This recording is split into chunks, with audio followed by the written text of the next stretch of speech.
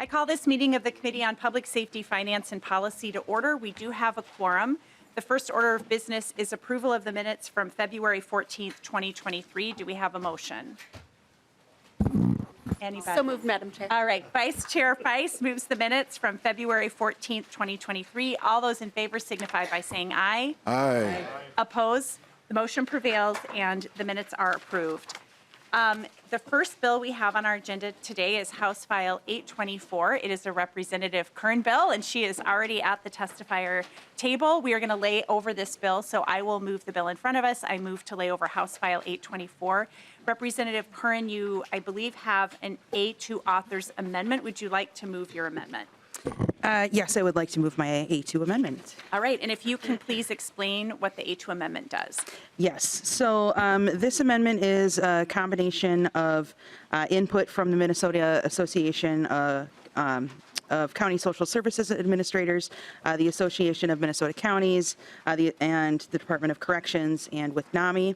It's dual purpose. I know it looks really small, but what it does is it accounts for the fact that not all individuals may want to opt into discharge plans, and we had some language in there that said must. And so just to make sure there's some flexibility there for folks who don't want to participate in any or all portions of the recommended discharge plans, that the language allows for that, and a discharge plan wouldn't be forced upon an individual that doesn't want one. The other portion of it is, let's see, we had, it acknowledges the need for counties to retain funds. So there's some pieces in there where the counties, through the discharge plan, would be assisting the person transitioning into the community. And we recognize and acknowledge that does have some funds associated with it. So we just want to make sure that we allow for that, the appropriation amount to have a % allocated that they can keep to cover those funds. All right, thank you. Any discussion to the A2 amendment? Seeing none, all those in favor signify by saying aye. Aye. Aye. Opposed? Motion prevails and the A2 amendment is adopted. And I think that is the only author's amendment you had. So if you wanted to go ahead and tell us about your bill as amended, please. Sure. Thank you, Chair Moller and members, and thank you to NAMI for championing this effort. And I appreciate the work alongside DOC and counties for making this a good collaborative effort. HF 824, as amended, strengthens our transition process between incarceration and community living by adding some guidance and clarification to discharge plans. One of the biggest points of bipartisan agreement that we have had so far this session in a variety of committees surrounds the way that we acknowledge the need for wraparound mental health services for folks. We've really been connecting on intersections between health, wealth, and the criminal justice system. And we know that everyday struggles with mental health and mental illness can lead to things like loss of relationships, jobs, good physical health, housing, and a host of all other integral pieces of our lives. And this is true for all of us as people sitting here and living in free society, and it's also true for people living in incarceration. It stands to reason, then, we should equip folks with the tools needed to maintain access to basic needs while transitioning between entirely different phases of life. And when a person is a responsibility of this state, I believe our state's obligated to provide for the best possible outcomes for that person. We want our neighbors to be of healthy mind and body, safe, successful, and live a crime-free life. That's the spirit of this bill, and I will turn it over to our first testifier to do a walkthrough. All right, great, thank you. And I believe that you have some testifiers, and someone's already at the table. Elliot Boutai, welcome to the committee. Please introduce yourself and begin your testimony. Thank you, Chair Moller and members. My name is Elliot Boutai. I'm the Senior Policy Coordinator at NAMI, Minnesota, the National Alliance on Mental Illness. I'm also speaking on behalf of the Mental Health Legislative Network, a coalition of over 40 mental health organizations. The network worked together on a number of bills this session, and this is our criminal justice proposal. The bill focuses on supporting people in jail and when they're getting ready to leave. It's built off a bill from last session, which requires free phone calls to a mental health provider, a case manager, or a MNsure navigator, which is really important for people to transition to care in the community. I also want to highlight that the Minnesota Warm Line is included, which is a peer support line. And like Representative Curran said, we know jails are struggling to care for people, and I believe that talking to a peer specialist could really make a difference in a person whose mental health could be going from bad to worse when they're incarcerated. So that's Section 2. Section 1, I'll jump back to the beginning, relates to the Hardell-Sherrill Act, which passed in 2021, and it required new and needed standards for mental health and healthcare in jails. And NAMI's been a part of a working group to draft those rules. But the act required the Department of Corrections to post license infractions on their website, and it was really just a small drafting error that the lowest level of infractions, correction orders, weren't included. And while correction orders are rare, when we asked the department for an example, they told us a facility was cited for well-being checks, and noncompliance with well-being checks was actually a significant reason why some experienced tragedies like Hardell-Sherrill's family. So this is a measure so that there's transparency and more accountability. The third section of the bill requires an update to a model discharge plan by the Department of Corrections. This doesn't create any new mandates for counties, but it would serve as a best practice model. Subdivision 2 is a small change to ensure that people with the most serious mental illnesses are really getting special attention to transition back to the community. This is already a requirement, but this section of statute is actually almost 20 years old, and we're not really sure if counties are following it, not out of bad intent, but some might just not know that the law exists. And finally, we have other testifiers that speak to why the bill is important personally, but I did want to highlight the work of Hannah Jerebeck from McLeod County, who gathered all the contact information of all these different social worker programs around the state. And they started holding monthly meetings and bouncing ideas off of each other. And I think it's noteworthy that over 30 counties have these types of programs and positions working with incarcerated people. And that's simply because those communities have seen the need and responded. So I thank you for hearing this bill and urge your support so that these communities can continue and expand this work. Thank you. Thank you. Thanks for your testimony. Next up, we have Hannah Jerebeck, who you just mentioned. Come on up to the testifiers table. Welcome to the committee. Go ahead and introduce yourself, and then you can begin your testimony. Hello. Thank you for the opportunity to testify this morning. My name is Hannah Jerebeck, and I'm a licensed social worker with McLeod County Health and Human Services. About 4 years ago, we incorporated the jail reentry program into our jail. This need was identified by our jail nursing staff and jail administrator, who were becoming overwhelmed with inmates requesting resources for basic needs, such as housing, medical insurance, assistance to pay bills, and a variety of other needs. Currently, our jail contracts with Health and Human Services to have this reentry program on a very part-time basis. Our current contract is about 12 hours per week, which isn't enough, and usually I go over that. Because this isn't a full-time program, I am also a case manager for our county, being pulled in many different directions, and I can't always assist our inmates in a timely manner. I assist our inmates with a variety of needs, such as chemical use assessment and treatment coordination, MNSHR applications, SNAP food, GA, and cash assistance applications, as well as housing and transportation resources, and a wide variety of other needs upon their release. Our program is voluntary. The inmate has the choice to meet with me, and I help with resources even if they don't live in our county. McLeod County is a fairly rural county, and resources can be hard to come by, so I try to assist our inmates to make connections while still incarcerated to break down some of the barriers they face upon release. With limited time to work in the jail, it's challenging to meet with every inmate to make an impact. If there would be funding for this program in every jail in the state of Minnesota, we could have full-time positions dedicated to making an impact with our justice-involved population, involving adults and juveniles to break down those barriers and bring more mental health supports in our jails. Mental health continues to be a huge challenge for this population. Sometimes I hear, well, people are safe and sober in jail, and that couldn't be further from the truth. Our jails seem to be the place that people come to not only when offense is committed, but even when someone is hospitalized for a mental health emergency and the hospital doesn't feel that they can handle their needs, they sometimes come to our jail. Not to mention when someone is in jail and needing medications for physical and or mental health needs, they have to pay for those medications because medical assistance insurance isn't active while incarcerated. Many come into custody and don't have any funds, and when they realize that they will be billed for their medications, they choose not to. It's disruptive to people when they can't stay on or even start medications because sometimes this is the first medical professional they've seen in quite a while. When people leave our jails and they are homeless and without many resources, getting them back on health insurance and any other program proves to be a huge challenge and creates a big barrier. With more resources to work with people while in custody, jails could send inmates back to the community with medication in hand and connections into treatment. please consider funding this bill. Thank you. Thank you. Thanks for your testimony. Next on the list is Brandon Stolt.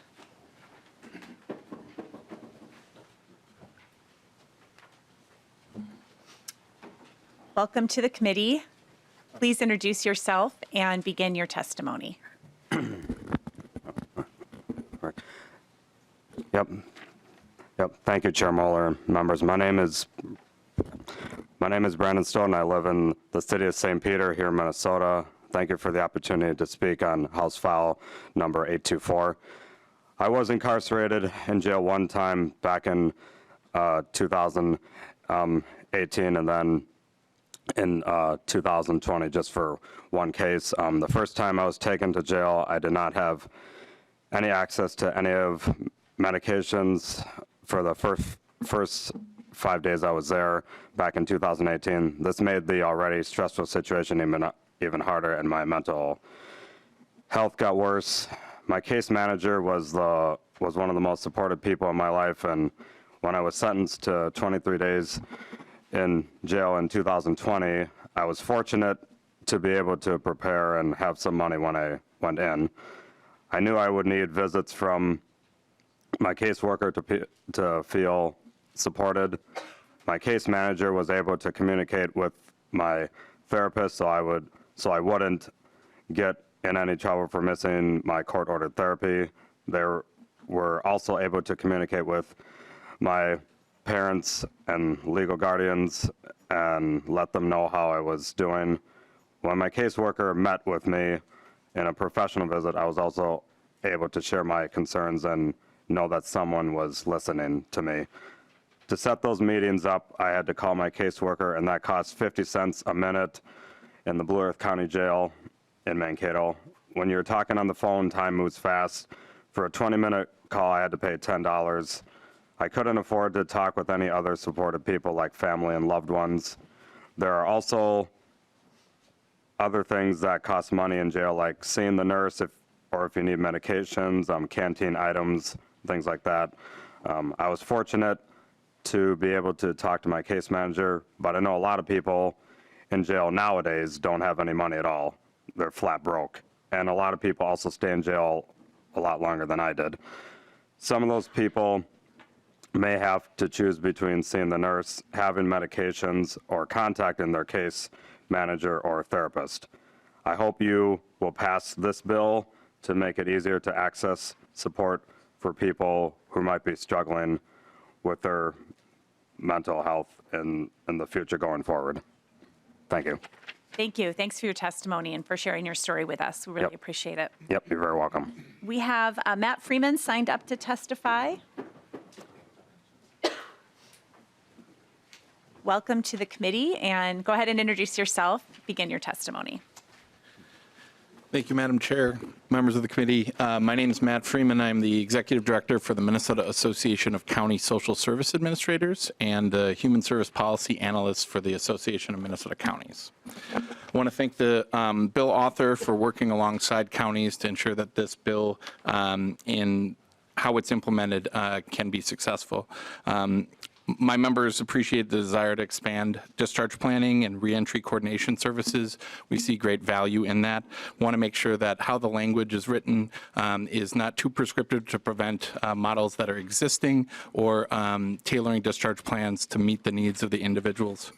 Members also raised some concerns about the individuals who opt out of receiving discharge planning, knowing that an individual has an opportunity to decline service and ensuring that that's reflected in the language. And we will continue to work with the author to clarify some of that implementation.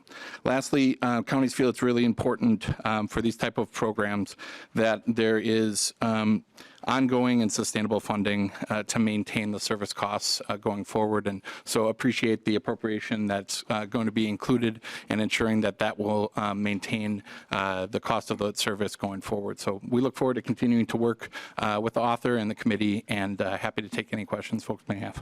Thanks. Thanks for your testimony. Any other members of the public who wish to testify? All right. I'm not seeing any. And before we get to member discussion, we do have the A1 amendment, and I believe Representative Novotny, that's your amendment? That's correct, Chair Moller. All right, would you please describe your amendment to us? It is truly a technical cleanup of the bill. The last line of the bill, as it stands, describes that the funding goes to 50%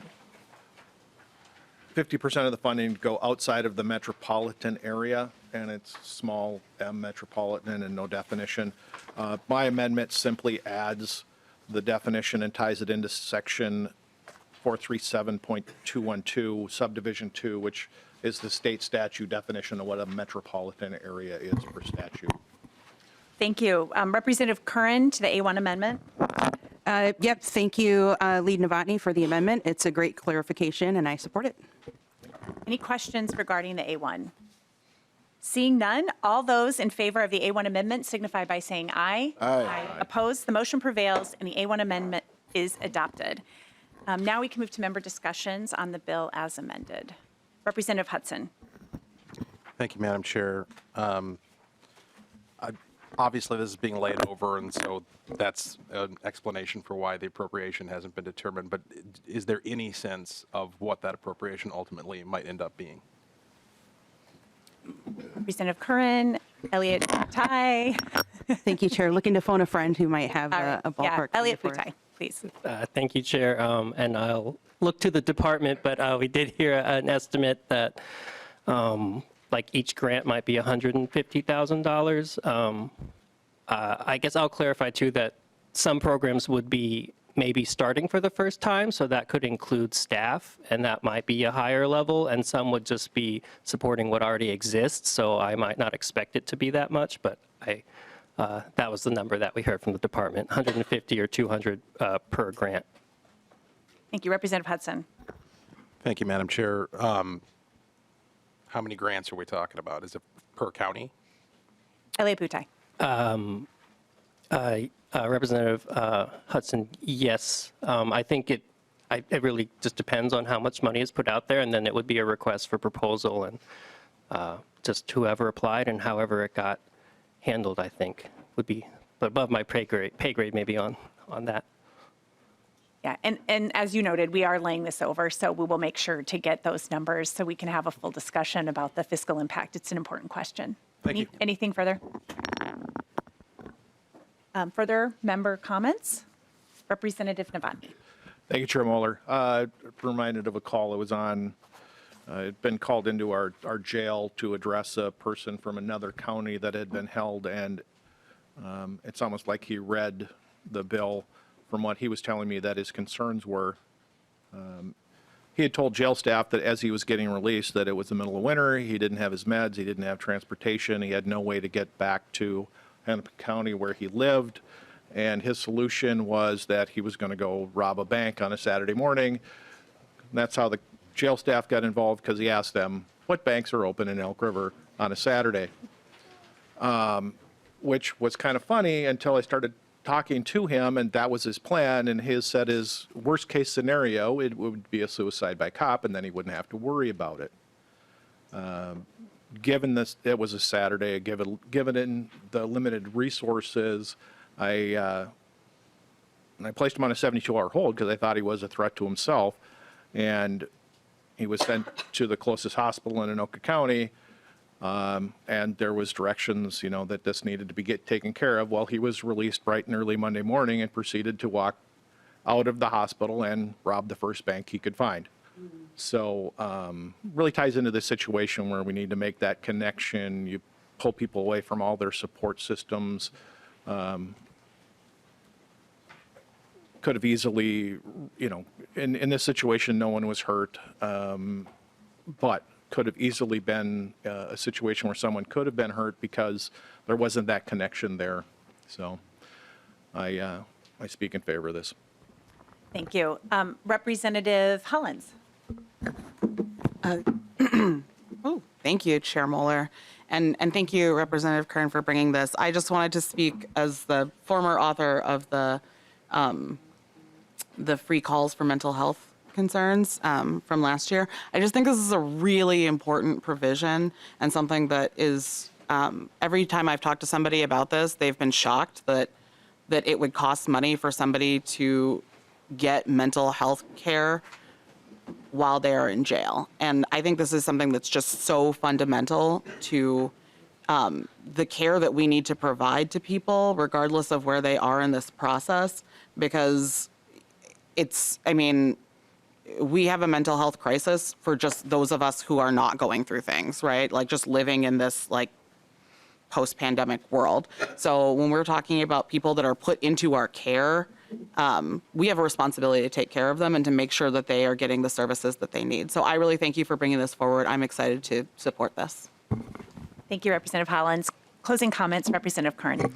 Yes, thank you, Chair, and thank you, committee members, for the discussion. I appreciate all the support for this. Lee Novotny's example, I think, says it clearly. We have folks who are relying on the way that our system currently is because we don't have the things proposed in this bill. And so I really do think that the measures that we're taking here today and looking at help fill in some gaps where folks need some assistance in that transition. And I thank you for the supportive conversation. Thank you, and thanks also to all your testifiers for being here today. We really appreciate it. And with that, I renew my motion and lay over House File 824 as amended. The next bill we have on the agenda is a Representative Becker-Finn bill, House File 1319. I'll give her a chance to get up to the table. And I believe that the motion is to refer House File 1319 to the Committee on Ways and Means.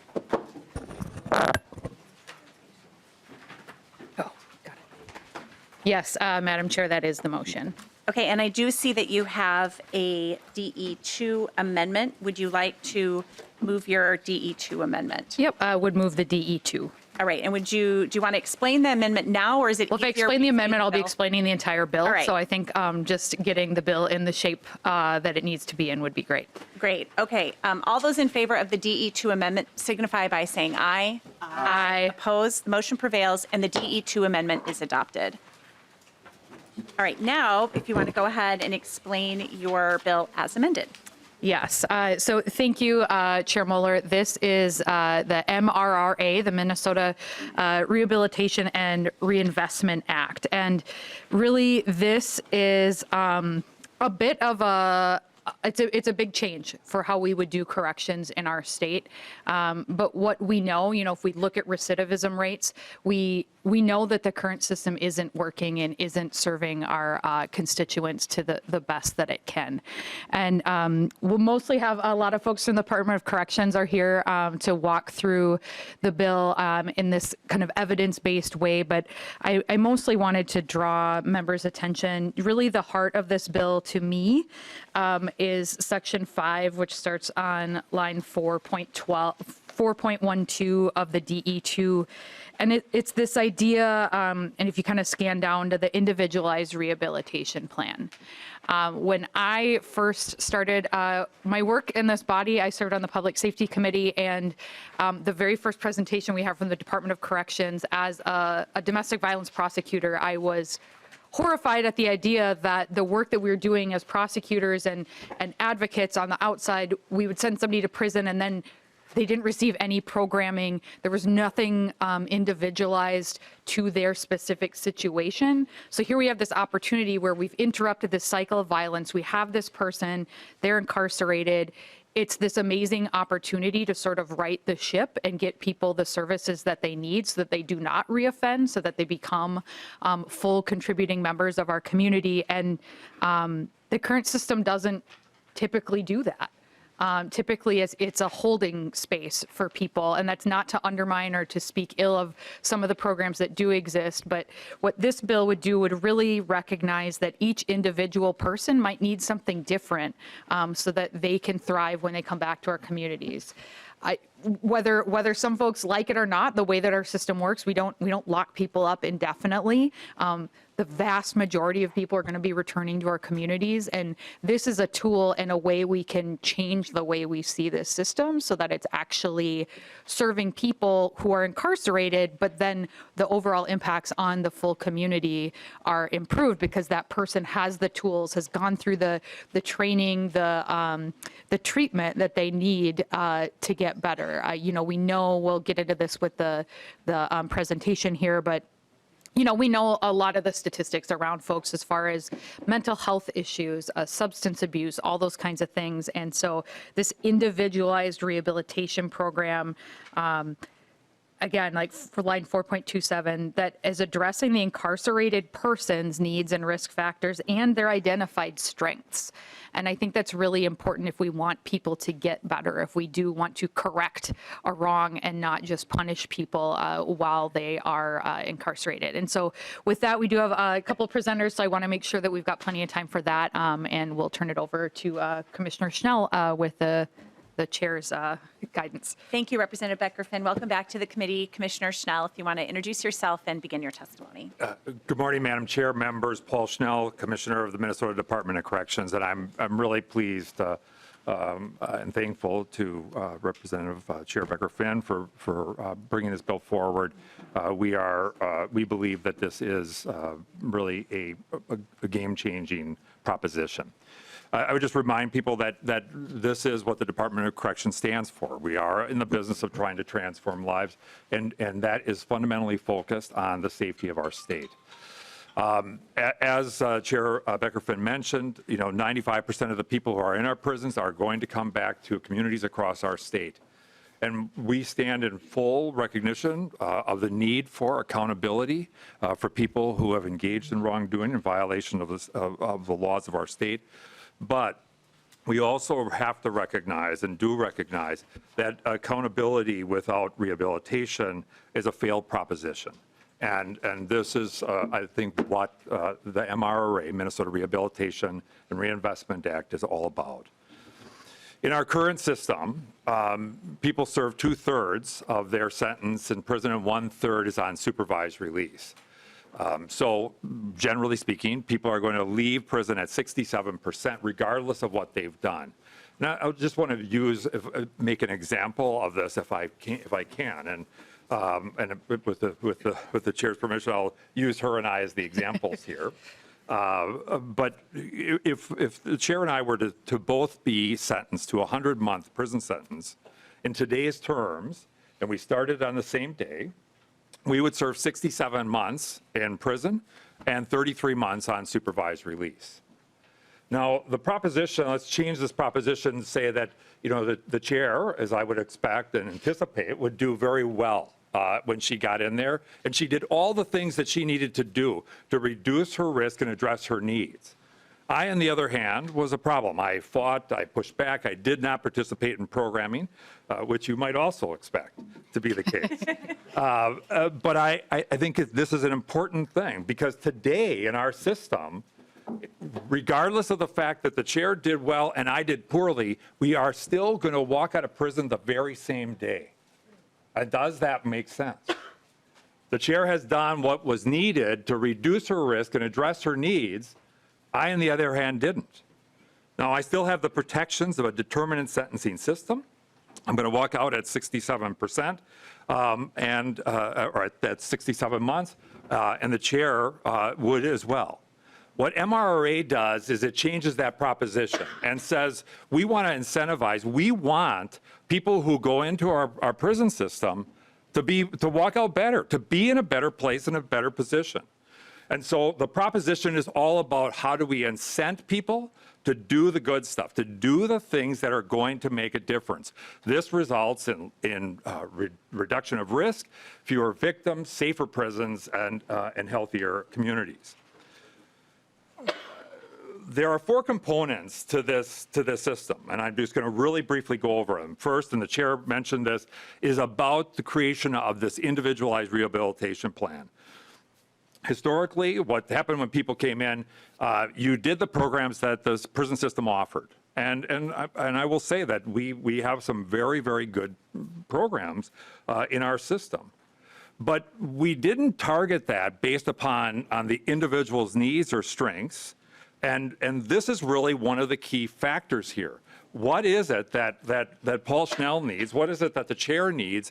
And how do we address that? What are our strengths? What do we bring to this? And we need to build on that to produce this. So we do robust assessment that ultimately identifies and addresses the kind of the needs and strengths and risk factors. And then we target interventions in a person-centered sort of way to move forward.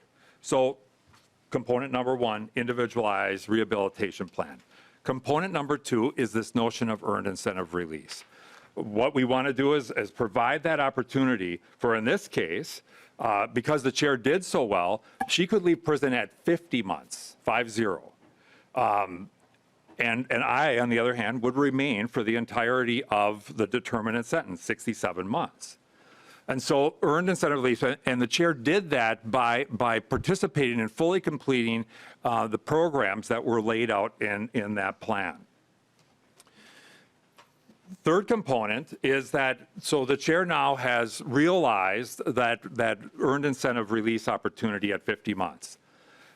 Just as the case would be, and normally, that she would move into supervised release.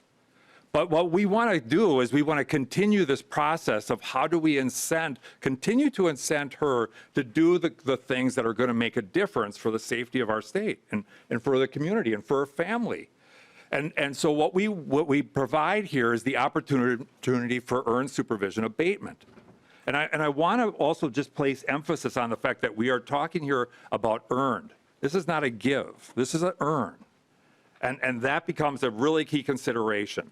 So supervision abatement, so when the chair goes out and does well in the community, does aftercare, engages with her faith-based community, whatever it may be, all the things, does ongoing counseling, work with the family, reintegration plans, and so forth, she, for every 2 months that she does and follows that plan, 1 month goes into abatement status. So in this case, what happened in abatement status is effectively unsupervised supervised release. And so she would be out there, and if there was potentially a relapse or something like that, the system can re-engage with her and address that during that abatement period. But effectively, as long as things are going well, she is completed supervision from an active supervision standpoint at 22 months, saving 11 months of supervision time. Why is that important and valuable? It's invaluable because, you know, I am going to come out at 67 months. And when I come out, my needs may be considerably higher. Those needs around supervision and tracking and services that a probation officer may be able to provide me, that really isn't necessary for the chair because she has done well. She's demonstrated those skills. So that's the third component, supervision abatement. The last component, and an important one, is this notion of justice reinvestment. What we want to do is, because the chair was in prison for 17 months less than I was, because she earned that incentivized release, we take the direct cash costs of that 17-month savings, we place that into an account, and on a biennial basis, those funds get distributed out in these 4 categories at 25% each. Victim services. At the same time we're investing in opportunities for transformation for people who are in our system, we want to make sure that we're also providing resources and benefits to people who have been the victims of crime and need that opportunity for support and healing. And we'll hear more about that from others. Second, we want to make sure that supervision services, because of my need and those sorts of things, we want to make sure that these dollars are going back out, 25% go back out to the services and supports that are necessary for our probation and supervision folks around the state. Third component is really about prevention. We want to take 25% of these dollars and we want to invest in upstream prevention. How do we ultimately keep people from coming into the system in the first place? And finally, the last 25% goes back to the state's general fund as a dividend to taxpayers. And we think that this is also important. So all this model does is it compares and contrasts the current system against what we're proposing with the Minnesota Rehabilitation and Reinvestment Act. And you can see the gray box at the end accounts for the savings that were realized because of the earning of this time that the chair had. And so really the chair and members, the focus here is really not on how much time people are in prison, but how they use that time. How they spend that time becomes the critical component. We know that there can be a lot of derivatives of this program. We can look at some of the statistics that we have here, and Dr. Grant Dewey is with me today, and he will just talk about some of these things as he gets into this. And with that, I'm going to turn it over to Dr. Dewey. Thank you, Commissioner. Welcome to the committee, Dr. Dewey. And if you want to introduce yourself, then begin your testimony, please. Good morning, Madam Chair and members of the committee. I'm Dr. Grant Dewey. I'm Research Director for the Minnesota Department of Corrections. As Commissioner Schnell has indicated, we think of MRRA as evidence-based correctional reform.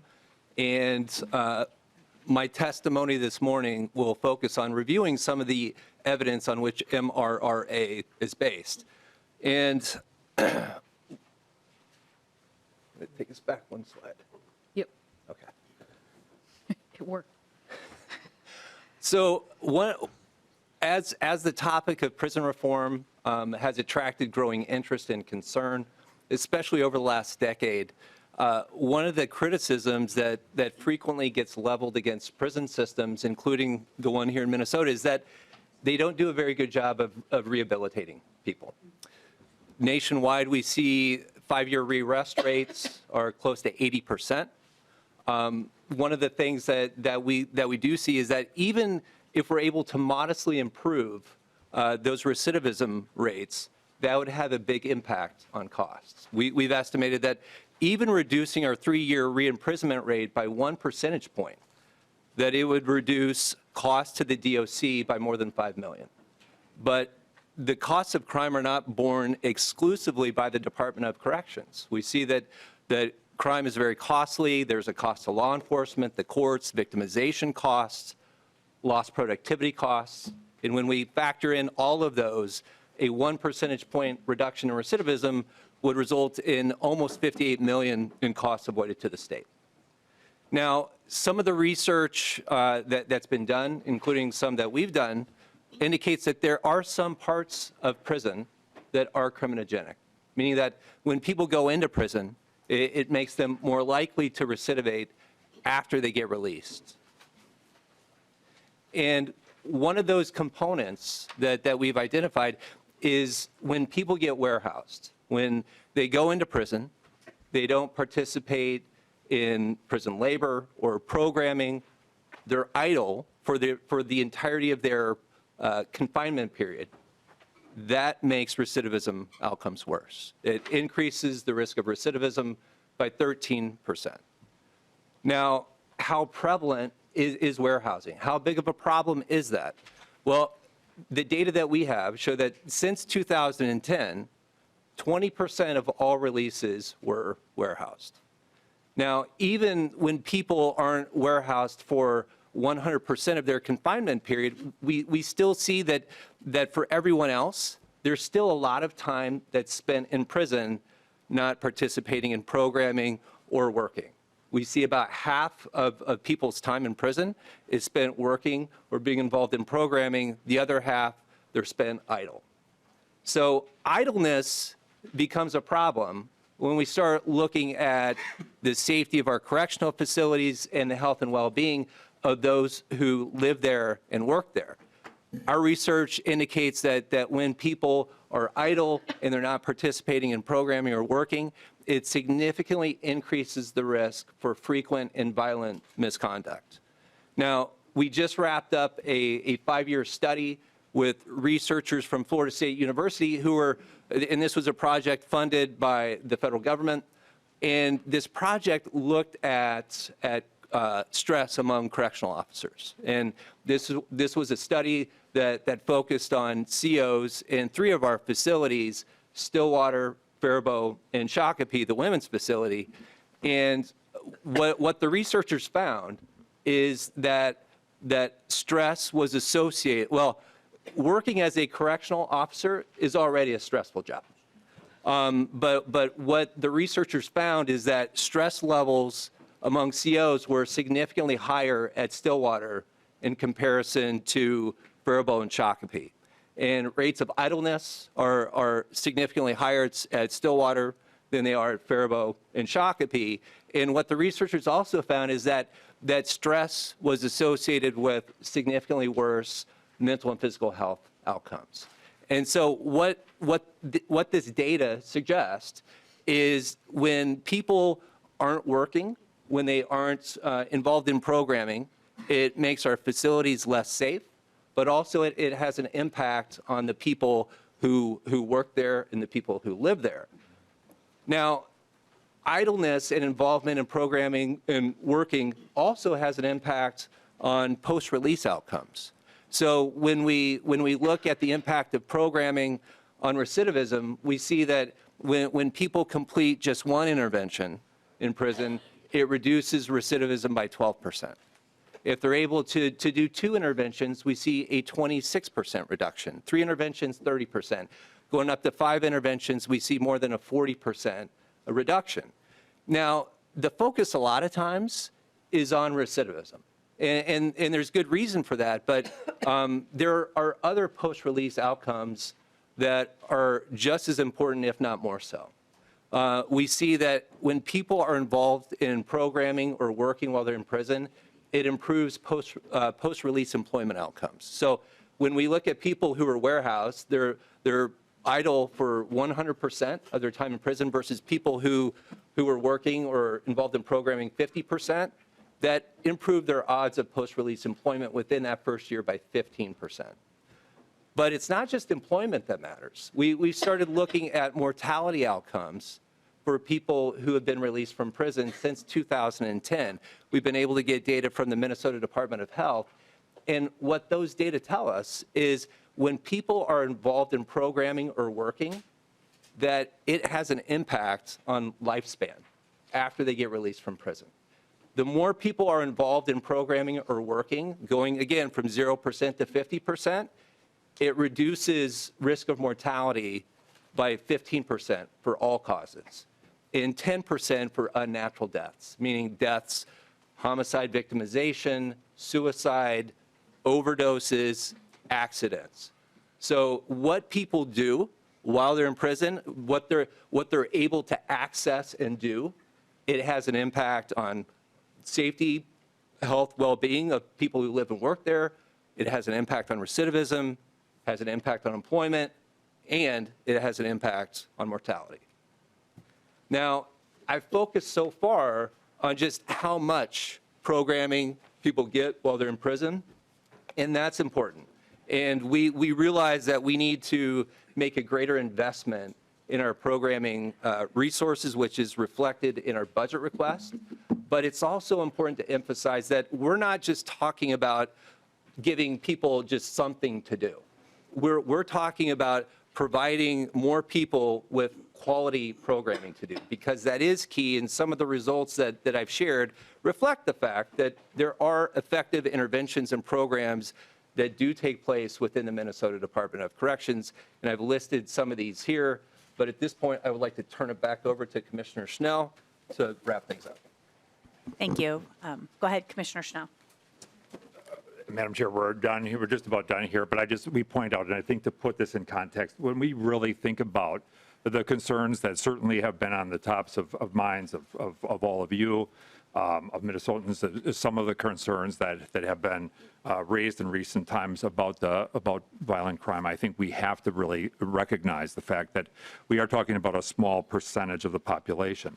That said, the impact of these crimes is pronounced, and we all know that. And that's why doing well by these people while they're in our care, custody, and control, and that continues throughout the continuum, the remainder of their sentence on supervision becomes critically important. And I would go back to the reality that incentives work. I would point out that even in 2018, the U.S. government, on a bipartisan basis, passed the First Step Act. It was signed into law by President Trump, which was really an incentive-based reform practice.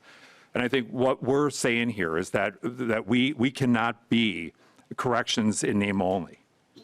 That what we're proposing with this model is that we're corrections in practice. And that, I think, is what this is all about. And we are really grateful for the time, and we're grateful to the chair for bringing this forward. Thank you, Commissioner. Next on the list, we have Kevin Reese, and on deck, we have Shanika Chambers. So if you both want to make your way down, that would be great. I don't see Mr. Reese here.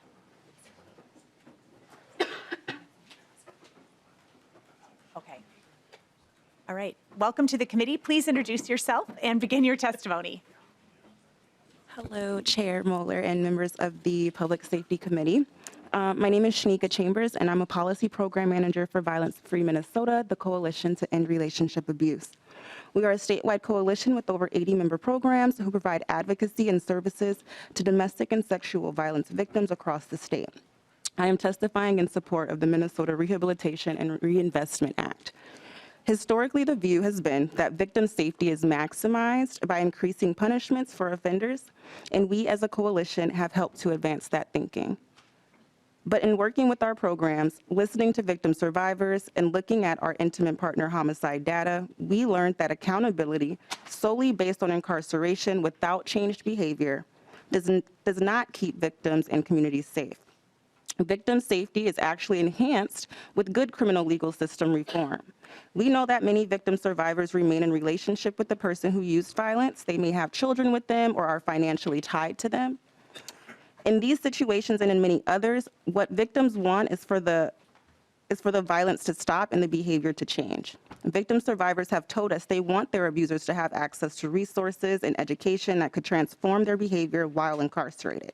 And that overall, there is too much focus on criminalization and incarceration and too little on offering supports to address the abuser's behaviors while they are under correctional control.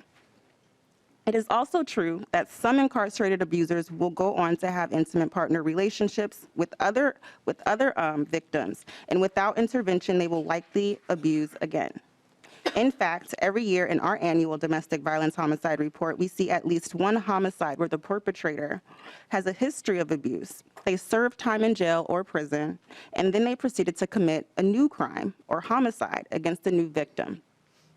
If we don't take opportunity to change a person's behaviors and patterns while they are incarcerated, there will likely be another victim.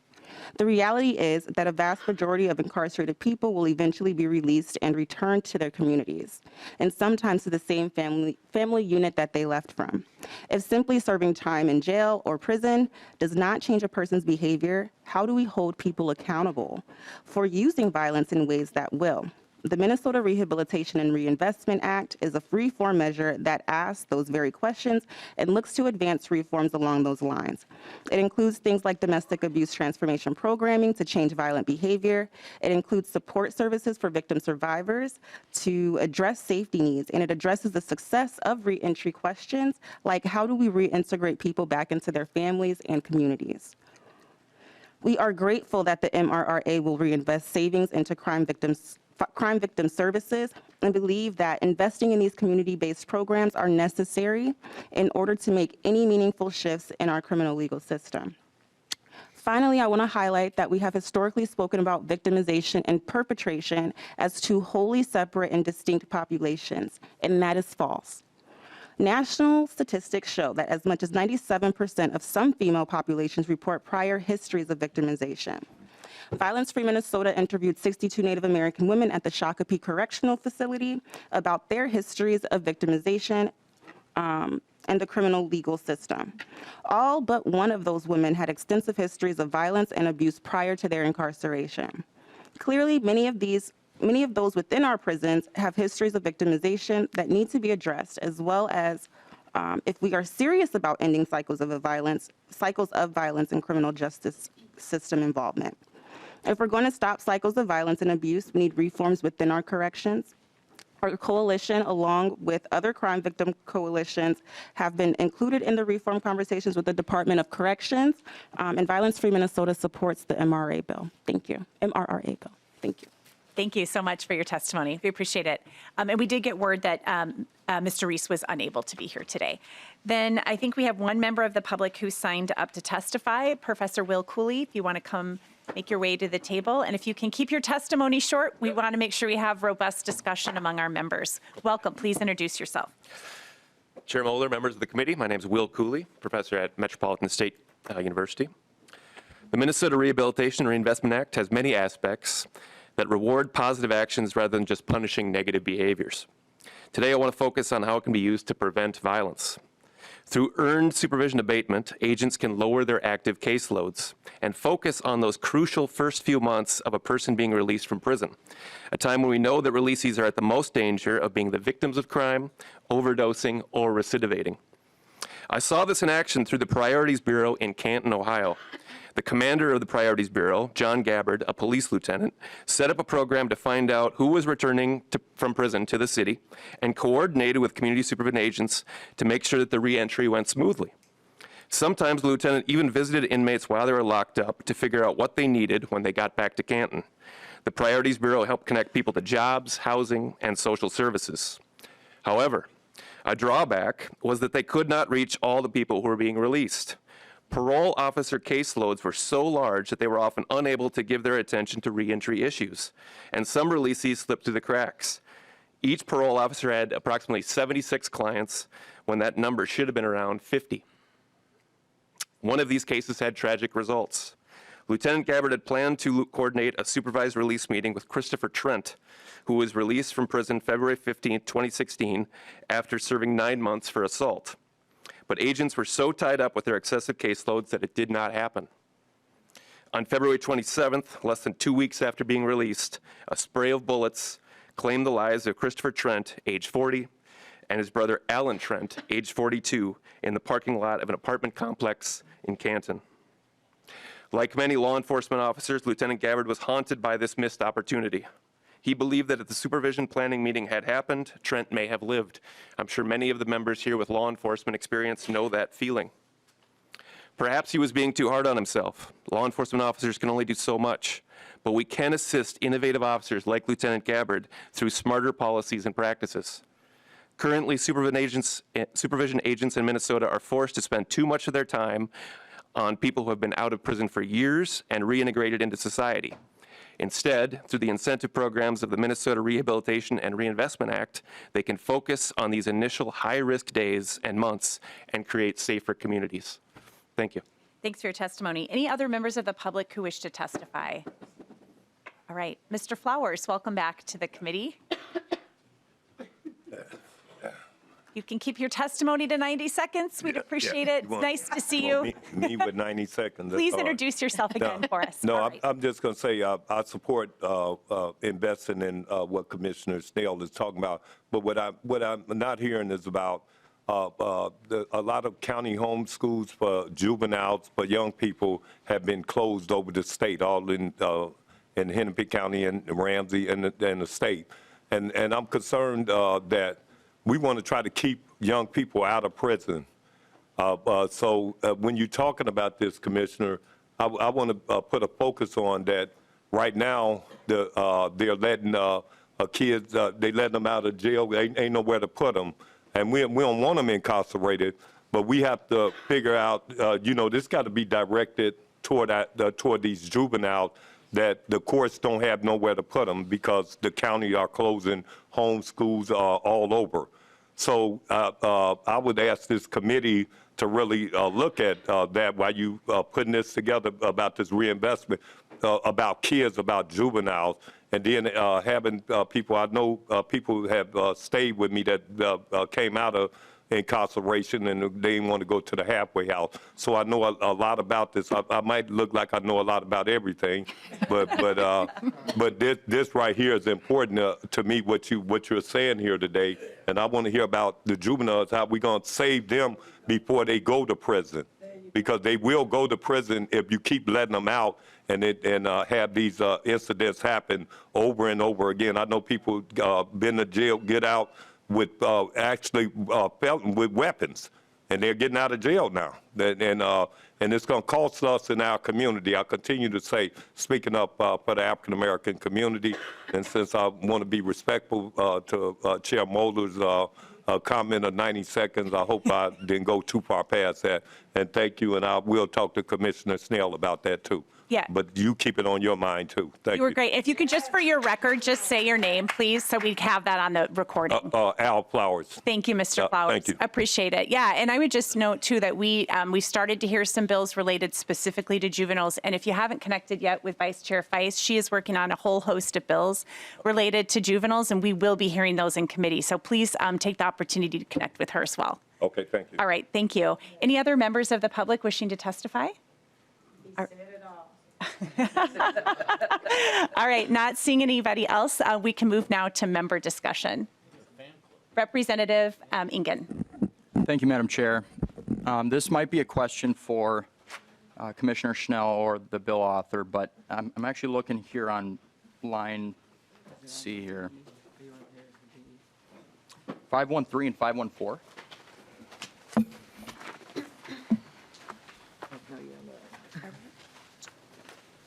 Go ahead and ask After your the question. this is based off of the felony level crime against a person that would constitute compliance credits expired or executed. If that were to take place and it's a gross misdemeanor or a misdemeanor not against a person, would that not apply to? Can you release clarify, credit? are you working off the DE amendment or the original bill? Oh, I'm on the original. I Yeah. apologize. Okay. All right, great. Representative Ingen, if you want to point us to the DE, which line? Yeah. Or maybe we could go back once you find it. I don't Yep, know. that's perfect. Thank Yeah, okay, we'll come back to you. All right. you. Where's the D? Anybody else wanting to? Oh, Representative Hudson. Thank you, Madam Chair. Representative Becker-Finn. Representative Hudson, I'm having trouble hearing you. I know your mic is right there, but. Yeah, I'm a little under the weather today, so I'm Sorry about that. All right. not as boisterous as I typically am.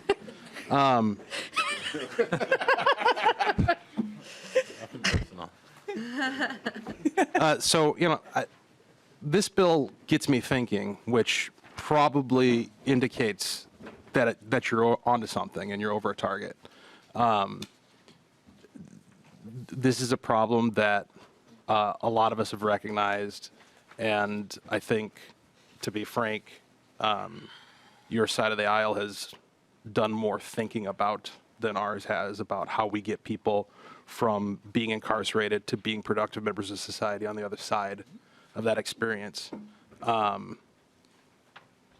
What I'm concerned about as I look through this bill is the amount of discretion that the commissioner appears to have and the staff when it comes to developing these individualized rehabilitation plans. And I'm wondering if there's been any thought put into defining that more clearly and placing some guardrails around it so that it doesn't become a mechanism for some discrimination that we haven't conceived of.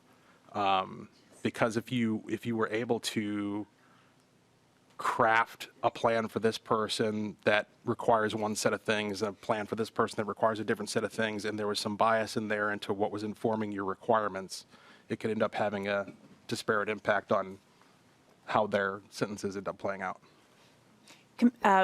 Representative Becker-Finn. Yeah, I thank you for the question. I think, it's always sort of this balancing act that we're trying to do where you want to be descriptive enough that it's clear that we're pointing to things that work, and at the same time not limiting ourselves to things that might work for that one person. So I think it is hard to figure out, because you don't want to put it into statute in a way that limits a program that might actually work for a person. And, I know overall the department has been working with all kinds of outside stakeholders, and we do, when it comes to the earned incentive release credit, we do name all these organizations that they would be consulting with and be required to consult with. So I appreciate the question.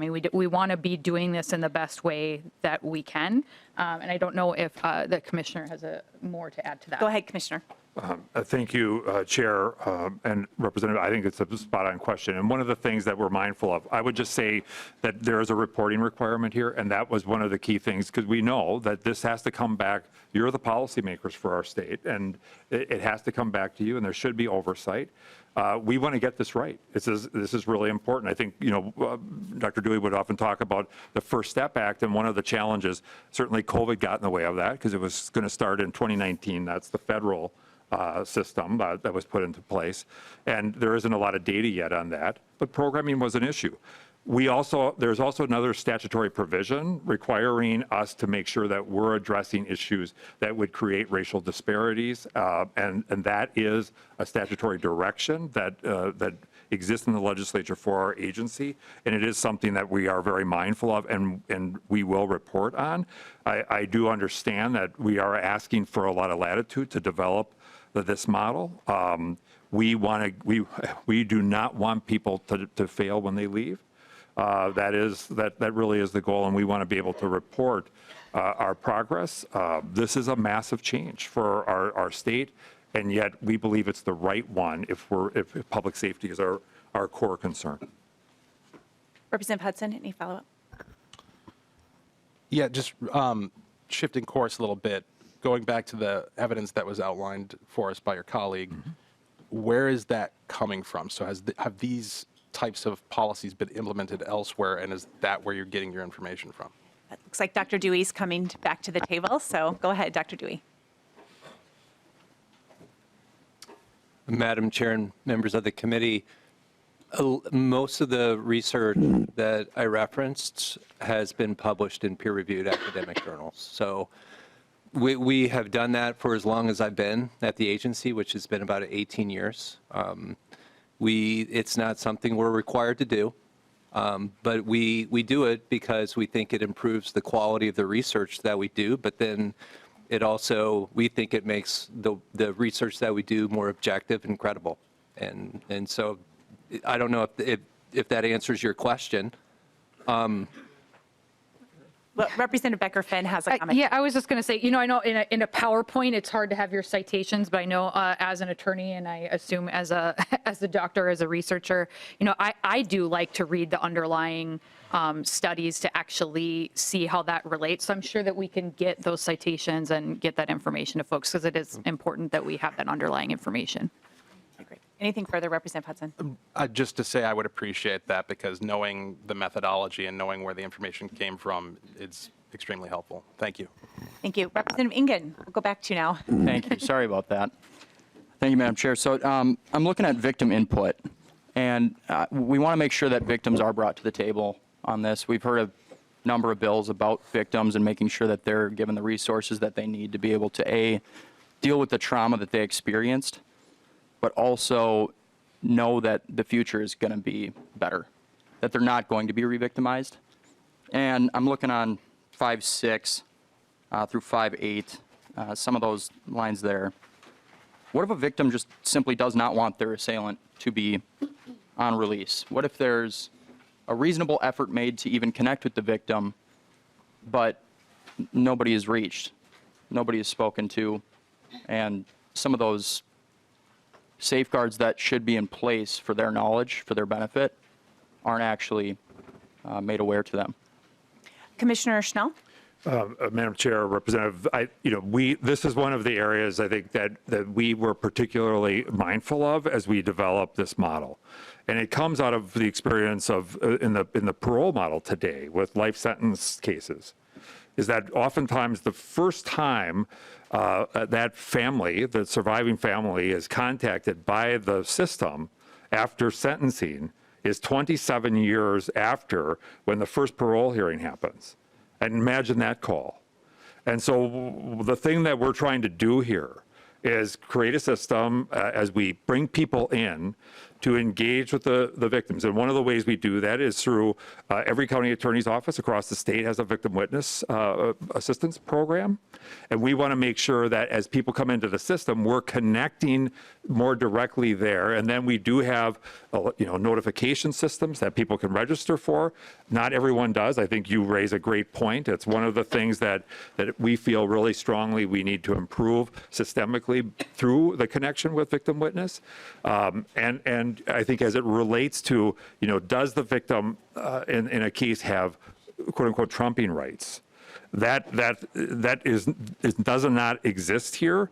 I think one of the issues that we need, if we can do a better job of connecting so that the last, oftentimes we see victims as though they're standing on the steps of the courthouse and all of a sudden something is happening 7 years, 6 years later.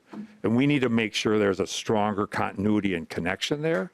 And we believe that this was put specifically into the bill because we want to make sure that it's explicit, that it's an obligation of ours, and that part of this is also around making sure we're not just doing notification, but we're really talking about how do we do wraparound services, how do we connect. We have a victim services unit. We're working with victim service providers across Minnesota, and we think that this can be managed much better and serve the needs of victims far better.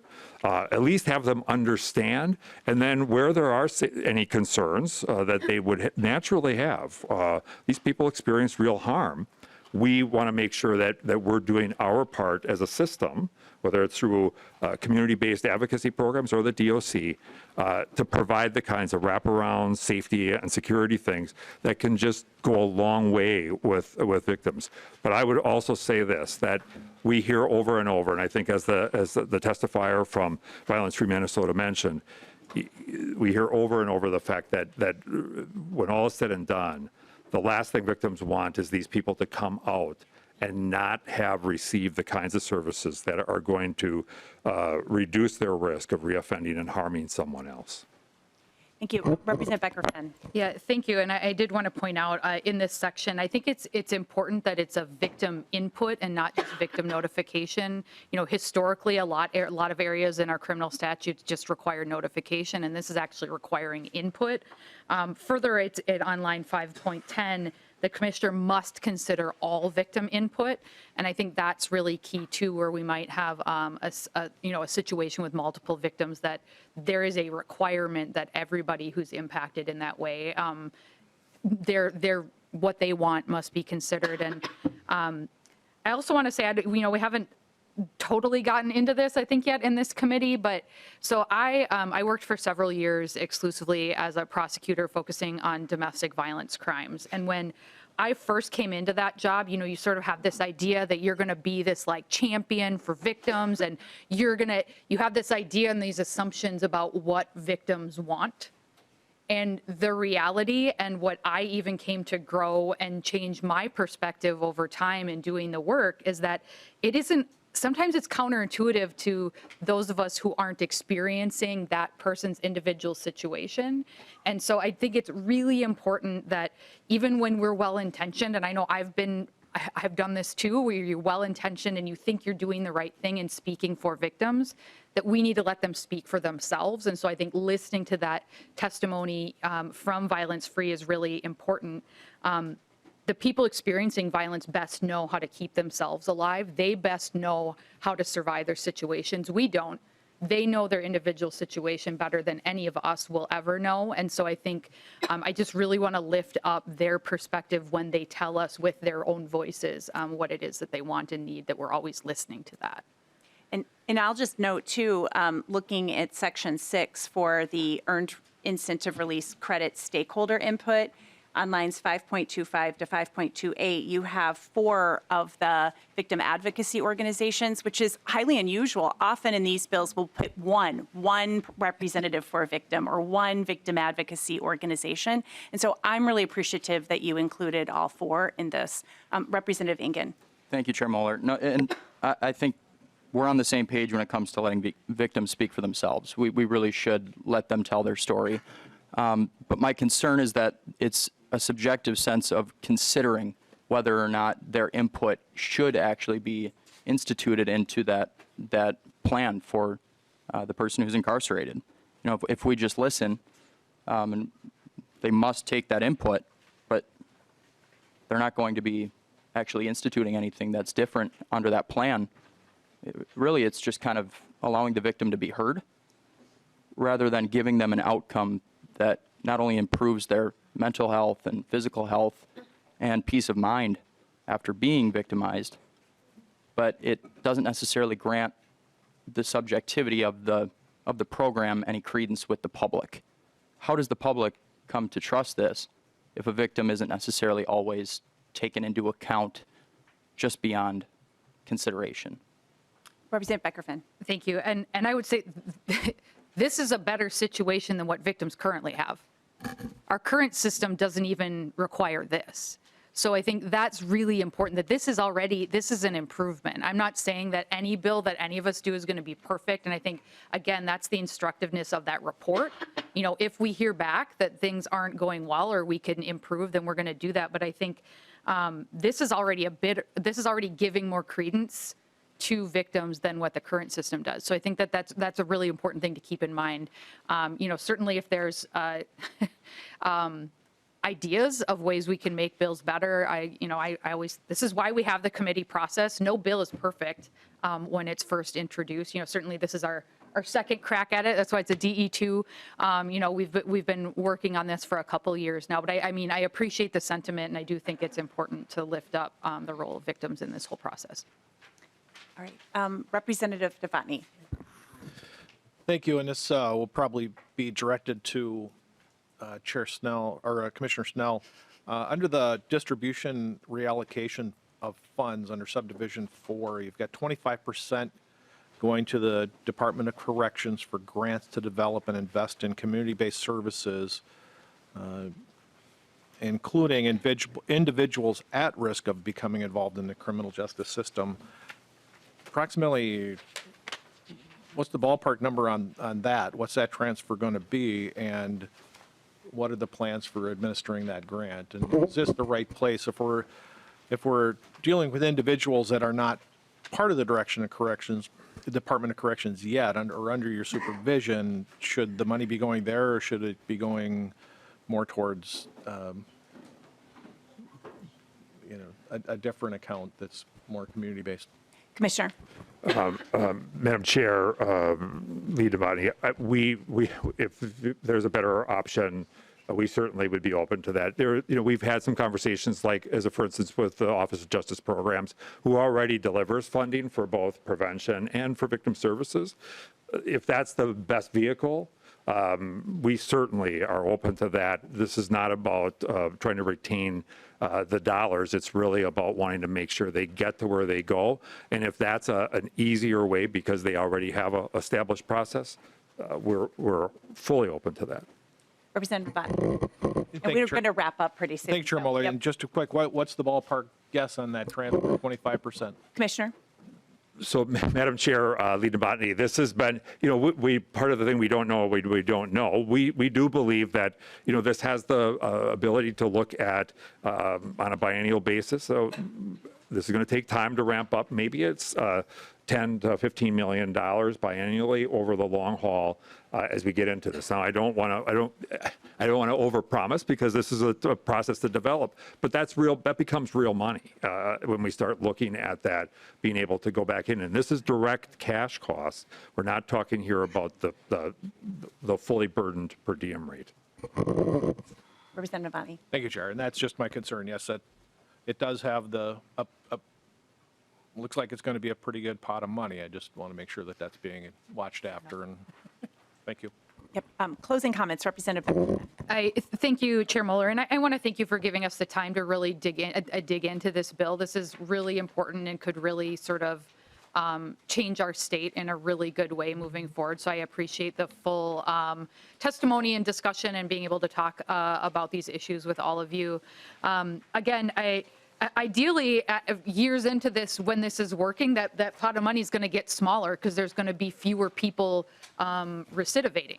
And I'll just close with, we talk about recidivism, and it's really important to have the data and look at those studies and look at those numbers, and we can kind of nerd out on like seeing recidivism as a clinical number, but the reality is that every time we prevent a crime from happening, that is one, that's a fewer people impacted as victims, fewer families being impacted, and we really can't put a cost on all of the things, all the good things that could come from this bill when we finally move it forward. So just thank you for giving us the latitude and the time today, Chair Moller. Thank you. Representative Becker-Finn renews her motion that House File 1319 as amended be re-referred to the Committee on Ways and Means. All those in favor signify by saying aye. Aye. Opposed? The motion prevails.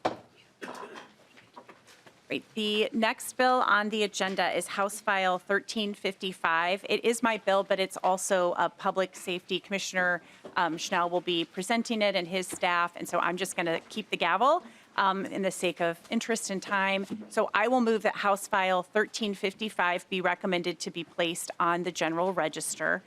I do have an author's amendment, the A3 amendment, and that amendment, I will move the amendment. It clarifies some language that was inadvertently left out in the original draft. It clarifies the arrest warrant authority we're requesting in the bill. It adds Colton's law back in that was inadvertently removed, and it includes language clarifying the statute on conditional medical release for future pandemics. Is there any discussion to the A3 amendment? Seeing none, all those in favor signify by saying aye. Aye. Opposed? The motion prevails and the A3 amendment is adopted. And then I have one other amendment, members. It's the A2 amendment. And this was a separate policy bill from the Department of Corrections. We wanted to just combine this so that we had one policy bill. It's House File 1483. And it provides that community supervising agents are added to the list of those eligible for line of duty death benefits. Any discussion to the A2?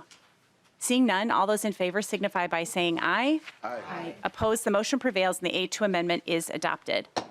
All right, and with that, the bill as amended is before us. Commissioner Schnell, would you like to describe the bill? And if we can do it it's a lot, but let's go for it. And please introduce yourself again. Yes, Madam Chair, thank you. Paul Schnell, Commissioner of Corrections, and I will go through this quickly. Really, much of this is a combination of several technical and clarifying, modernizing changes to statutes governing the DOC's work, and I'll just walk through them.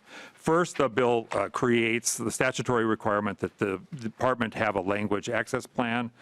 We want to thank Vice Chair Feist for carrying this bill last year.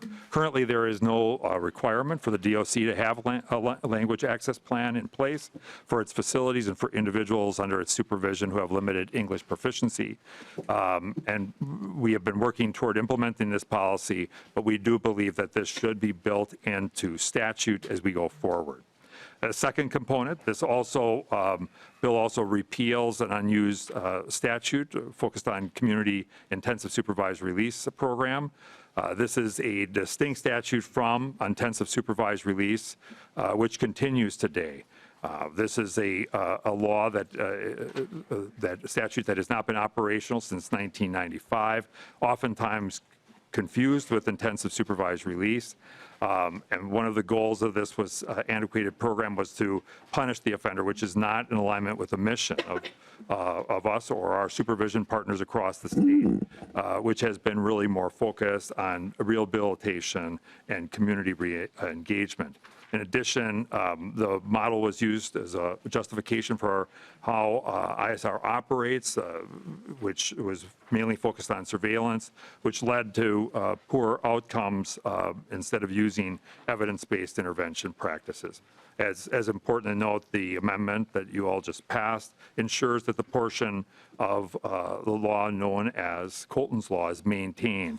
It was not our intention to do that. It was a mistake as we were doing some drafting. Colton Law, just so people know, requires electronic monitoring device to be placed on people under phase 1 of intensive supervised release, or ISR, before they are released from custody, so that they actually leave the facility with that electronic monitoring capability in place.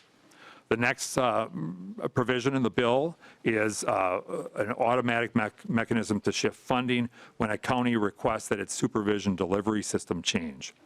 Currently, when a county chooses, and I want to emphasize it's a county choice, to have the DOC provide supervision services, the statutory structure does not allow for those appropriated funds to come to the DOC who would now be providing those services. Instead, it has to go to the general fund, and we need to make a separate request. These dollars were already appropriated for community supervision in that particular county, and when that county makes the switch, we are simply asking that those funds remain in the community supervision bucket, and just the agency is allowed to use that to cover the cost of providing supervision in that county. The next one updates updates substance use disorder treatment standards of care, and these align directly with the community standards and the Department of Human Services waiver. It directs and provides incarcerated individuals to complete SUD treatment without consideration of for SUD recommendations that are necessary in order to place people in the appropriate treatment settings, reflects best practices, and allows for easier access to care upon release. It modernizes the statute and brings us in line with best practices. The next provision really simply allows the Department of Corrections to electronically file disposition of detainer paperwork to the court and the prosecutor. Current statute requires the use of certified mail. This bill modernizes the process and allows us to use systems that exist. The next bill provides the DOC with the authority to issue a warrant. When an individual who has been given a report date to prison does not comply with that. Under current authority, we do not have that access because they are not in DOC custody, which is one of the requirements under the law. So they fall in this provision of a warrant for commitment has been issued with a future date, which we do not have them in our custody. And so they still remain in this quandary. Are they under court's jurisdiction or are they under DOC jurisdiction? This bill really allows us to issue a warrant to get that person into custody in the rare occasions when an individual fails to report. The next provision allows the operation of a challenged incarceration program at the state's only women's facility. The current statute allows those to operate only at Togo and Moose Lake. However, for the past 6 years, we've been providing challenged incarceration or boot camp programming at Shakopee in order to make sure that women have access to that program as well. But the statute does not specifically name Shakopee, and what this does effectively just brings the statute in alignment to make sure that there is equal access to these programs across the state. The next one just clarifies membership on the Advisory Council for Interstate Commission for Adult Offender Supervision and the Interstate Commission for Juveniles. Both of these interstate compacts that we are involved in, and Chair Moller had carried this bill, passed off the House floor previously, but it brings both the adult and juvenile interstate compact into alignment. And however, current statutory language for both bodies is vague and in regard to who specifically must serve on that councils. And this modernizes and brings us into compliance with all federal requirements that are mandated. And we've already talked about the issues related to the amendments. I would just point out that there is the ability here for us to move place juveniles who may be certified as an adult and normally would go to this kind of awkward space of a youthful offender programming, would allow us, when that is deemed appropriate, to take that person who is under age 18 and allow them to be placed in youth-specific program at Red Wing during that portion of time. And I think, as mentioned, the the state bringing into line state death benefits. This really allows for, God forbid it ever happens, but it would allow for people who are providing supervision across our state to be included in the state's line of duty death benefits, and other non-uniform staff working in the prisons, a teacher, a nurse, others who could be subjected to that situation. We want to make sure that that there is the ability for them to access this benefit as they're providing a direct service to people who are in the state's care, custody, and control. Madam Chair, I believe that covers the issues in the bill. If there's anything else I can clarify, stand for questions. Yeah, thank you, Commissioner. And I'll just note, too, that a big chunk of this bill is just showing what the Interstate Compact is. So I carried that bill last year, like you said, and really the changes to the compact are very minor, but because we're making changes to the compact, we have to include the whole compact in the language. So it makes it look like something a lot more extensive than it is. I do have a question. So can you speak to, it's my understanding that MMB said that there would not be a fiscal note on this. Could you speak to that, please? Madam Chair, yes, we have consulted. These are really things that either are happening now or the slight variations that we have already built into our operations. And so there is no fiscal note for the implementation. These really provide a broad range of I think, policy direction and modernization from the legislature to the department. Thank you. And before we move to member discussion, I should ask, are there any public members who wish to testify? All right, I'm not seeing any. And we do have an A1 amendment. Representative Tabke, would you like to move and explain your amendment, please? Thank you, Chair Moller. I will move the A1 amendment. And what this is Shakopee Prison is in correctional facility is in my community, in my district, and I've gotten a significant number of letters and information from those incarcerated there. And the challenge program that we just talked about, Commissioner Schnell just talked about, is a really great program, and it has basically right now, if you get removed from the program for any reason, you cannot get back in. And what the amendment does is allows for folks who who have been removed from the program access to the program, again, to get back into challenge. And it has been, I've talked to employees at the Shakopee Correctional Facility and Department of Corrections, and so everyone has agreed that it's a really good thing to move forward with. Thank you. Any discussion to the A1 amendment? Representative Feist. Thank you, Madam Chair. I just wanted to mention that I also received a lot of letters about this, and I think it's a really great idea, and I'm so glad that you brought this amendment. Any further discussion? Seeing none, all those in favor signify by saying aye. Aye. Opposed? The motion prevails. The A1 amendment is adopted. And now we can move on to member discussion of the bill as amended. All right. Not seeing anything. I would normally have closing comments, but I don't. Thank you so much, Commissioner, for walking us through that quickly, but we really appreciate it. And with that, I ask for your support, and I will renew my motion. I'm going to make sure I get this right. That House File 1355 as amended be recommended to be placed on the General Register. All those in favor signify by saying aye. Aye. Opposed?